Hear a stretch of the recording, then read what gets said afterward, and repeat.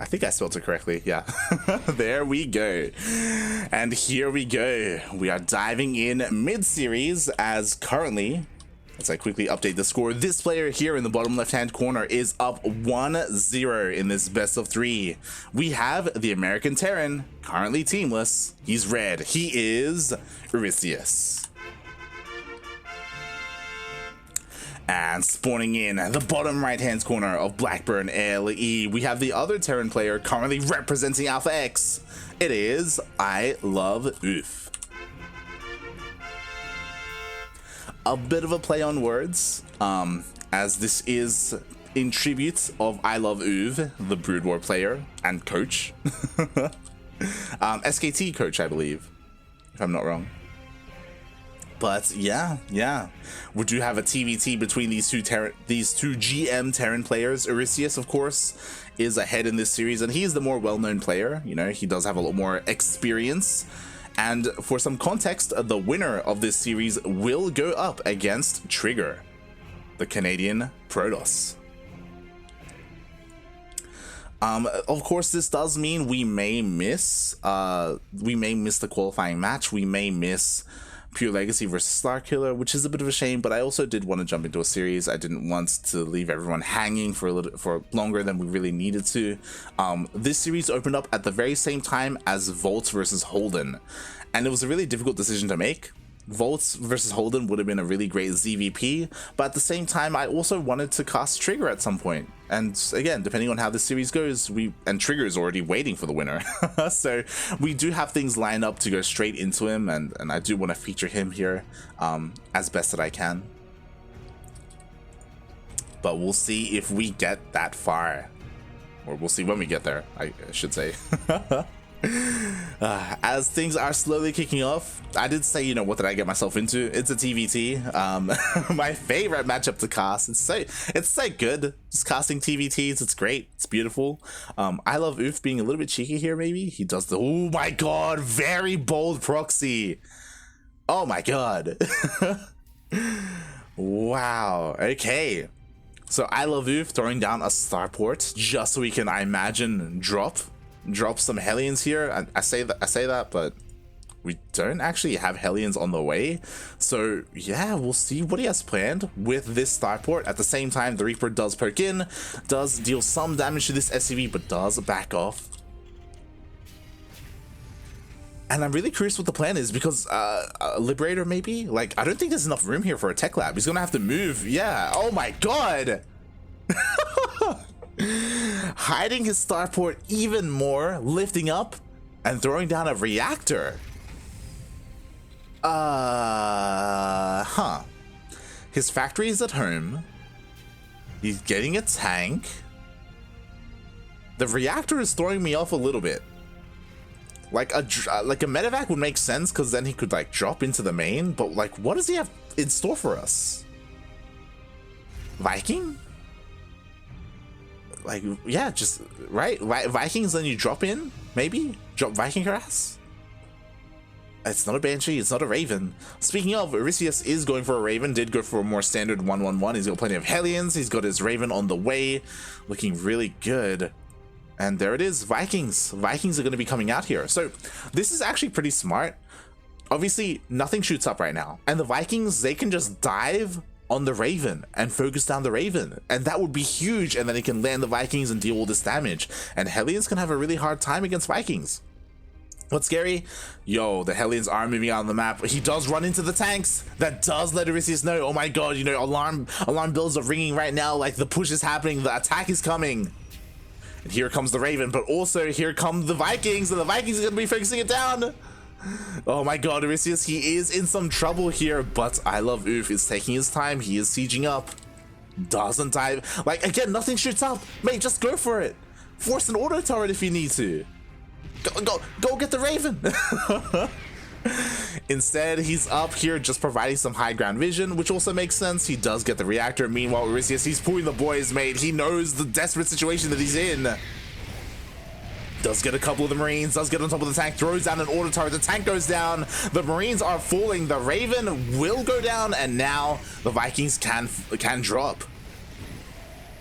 But at the same time, a lot of the pressure has been alleviated, right? There's a single tank, there are 4 Vikings, and landed Vikings can still deal a lot of damage, to be fair. But this isn't anywhere near as scary as it once was. Meanwhile, he's, he's still producing Vikings. Even a Liberator on the way, oh my. And Eurystheus has to be so careful. Like, if he leaves a tank exposed like this, the Vikings are just going to land and focus. Oh my god, yeah, he knows. He pulls the boys. He does not want the Vikings to land on his tank. Oh my god, and what? Oh god, this is huge. A Cyclone comes out. Now, finally, Eurystheus has some anti-air. A Liberator does pop out. Liberator is pretty huge, but again, he has to be careful it doesn't get locked on by that Cyclone. As the Liberator does siege, not quite on top of the tank. Oh no, the Cyclone! Oh god, the Cyclone gets focused out by the tank. And now the Liberator, there's nothing to stop it. It just dives in. The boys are pulled once again. And the Vikings do land. He does get a decent surround on some of these tanks, but yo, it's too much. GG gets called. And iloveoof ties up the series 1-1.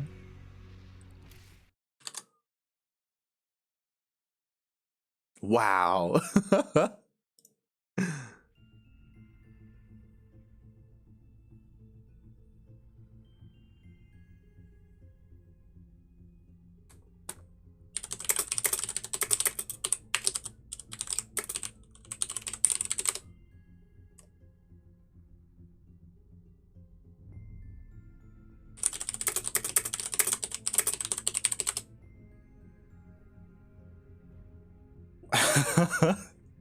GG, well played. iloveoof coming out with a nice TvT cheese, kind of catching these guys off guard. And yeah, wow. He takes it to the ace match. Meanwhile, it looks like Starkiller versus Pure Legacy is about to begin. I don't want to leave mid-series though. I do think that it can be a little bit disrespectful if you do something like that. So I want to stick with these guys and see how this ends. We have to, right?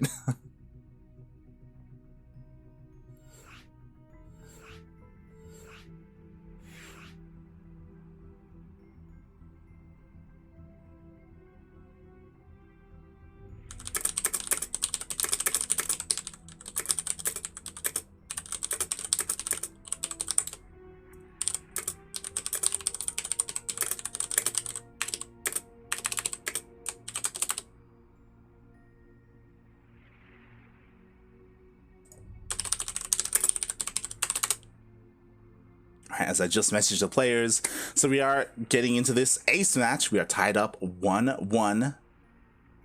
Eurystheus versus iloveoof.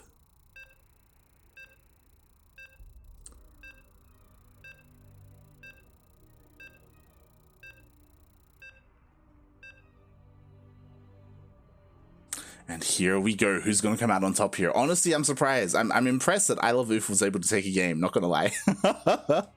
Eurystheus was not ready for that. To be fair, I do think Eurystheus was about to hold, but losing his Cyclone needlessly like that was huge. It's like, oh god.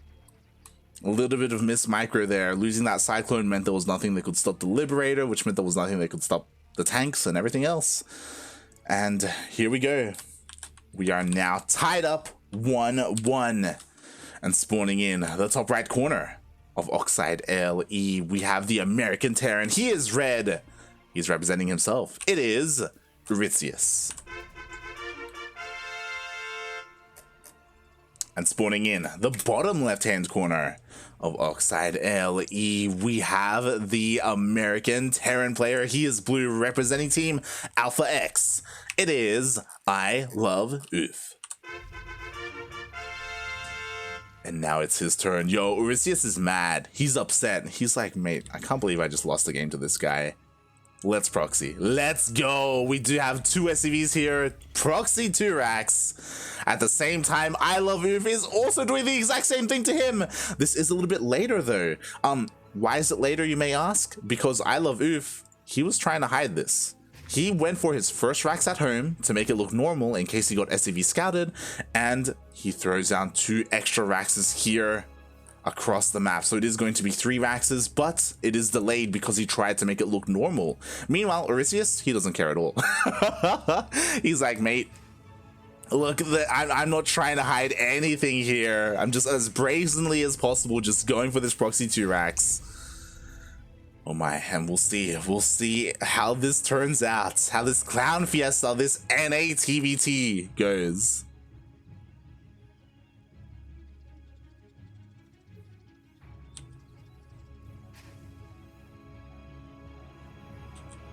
So do have a couple of Reapers on the way. I do see there are some people who'd prefer if we watch StarCraft versus Pure Legacy, which is completely understandable. But you know, we started here and we want to end it, right? I want to see, mate, what happens in this Clown Fiesta of a match, as we have 3 Reapers on the way here for iloveoof.